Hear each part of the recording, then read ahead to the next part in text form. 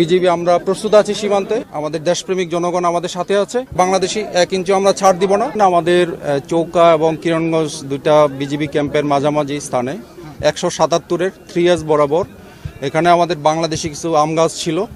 তো ভারতের নাগরিকরা আমাদের এই বাংলাদেশি আম গাছ কাটাকে নিয়ে একটা ভারতীয় নাগরিক এবং বাংলাদেশের নাগরিকের মধ্যে একটা উত্তেজনার পরিস্থিতি সৃষ্টি হয়। সেই ক্ষেত্রে দুই পক্ষ, বাংলাদেশ সাইড এবং ভারতের সাইডে দুই পক্ষ জনগণ যার যার দেশের জন্য সবাই শূন্য লাইন বরাবর সবাই দাঁড়িয়ে যায়। তো এই ব্যাপারে আমরা বিজিবি সাথে সাথে আমাদের বিজিবির জনবল বৃদ্ধি করেছি। আমরা অফিসাররা নিজেরাই গ্রাউন্ডে এসে আপনারা দেখেছেন যে 4:10 আমাদের বিজিবি ব্যাটালিয়ন কমান্ডার পর্যায়ে বিএসএফ এর কমান্ডেন্ট এসেছিল।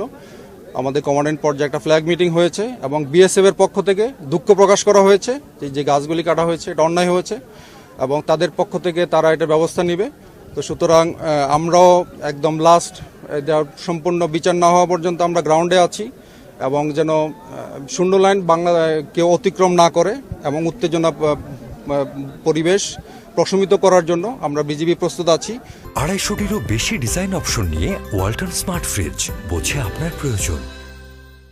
পাশাপাশি আমাদের বিজিবির পাশে আমাদের বাংলাদেশি জনগণ, আমাদের দেশপ্রেমিক জনগণ আমাদের সাথে আছে এবং আমাদের জনগণ আমাদের যেটা নিশ্চয়তা করলো ভবিষ্যতেও আমাদের থাকবে। সুতরাং আপনাদের মাধ্যমে আমি রিকোয়েস্ট করতে চাই, বর্তমানে শূন্য লাইন বরাবর আমাদের জনগণকে দূরে সরে আসার জন্য বিজিবি আমরা দিনরাত প্রস্তুত আছি। আমরা ইনশাল্লাহ যে কোনো পরিস্থিতি আমাদের বিজিবির কন্ট্রোলে আছে। তবে আমরা এটা বিভিন্ন মব কন্ট্রোল করার জন্য ওরা সাউন্ড গ্রেনেড নিক্ষেপ করেছে, যেটা ওরা ইন্টারন্যাশনাল আইন যেটা আছে এটা ভঙ্গ করেছে। তো এই ব্যাপারে আমি আমার মহাপরিচালককে বিস্তারিত ঘটনা বর্ণনা করেছি এবং আমি আশা করি আমাদের বিজিবির হেডকোয়ার্টার এবং বিএসএফ হেডকোয়ার্টারের উচ্চ পর্যায়ে তারা একটা আলোচনা করবেন।